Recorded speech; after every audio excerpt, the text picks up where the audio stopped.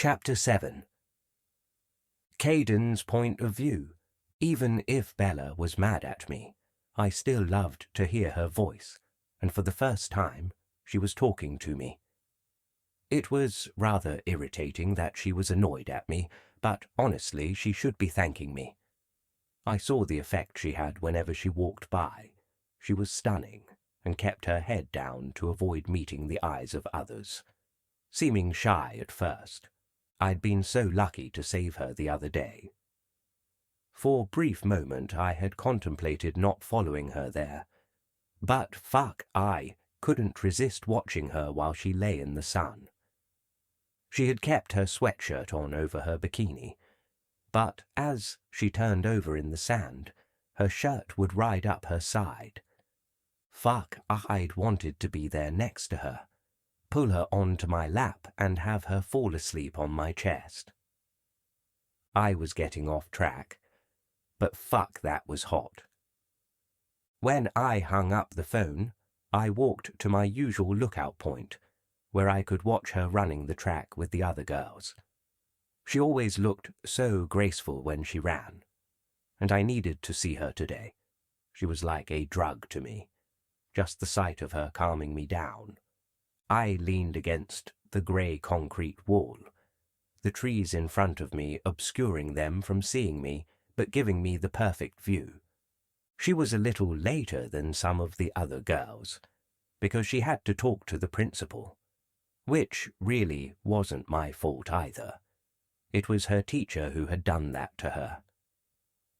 I waited, wanting her to come out of the changing room, dressed in those nice tight leggings and black sports bra.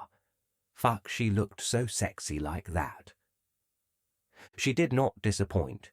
She came out and began to stretch along with the others. I smiled to myself as I sat back and watched her. She probably knew I was watching, which was good. No one had ever caught me when I watched her at school. Well, someone had seen me once, and they had tried to tell the principal. They hadn't made it there. Quite sad. I couldn't have anyone knowing about this, could I? Bella's point of view. I could almost feel his gaze on me as I stretched. I looked around multiple times, but I never saw him. For all the years he had been following me, I had never caught a glimpse of him. As the PE teacher left to talk to the girls who couldn't run, that was when all the other girls started to ask me questions about my boyfriend. Rumors in this high school spread too fast. Lily. So, it's true you really do have a boyfriend? Claire. Is he hot? Della. You are so lucky I want a boyfriend. He would so sweet to me and be all lovey and nice and lovey and nice? Yeah, I thought, rolling my eyes. That totally describes the guy they thought I was dating. I didn't even argue.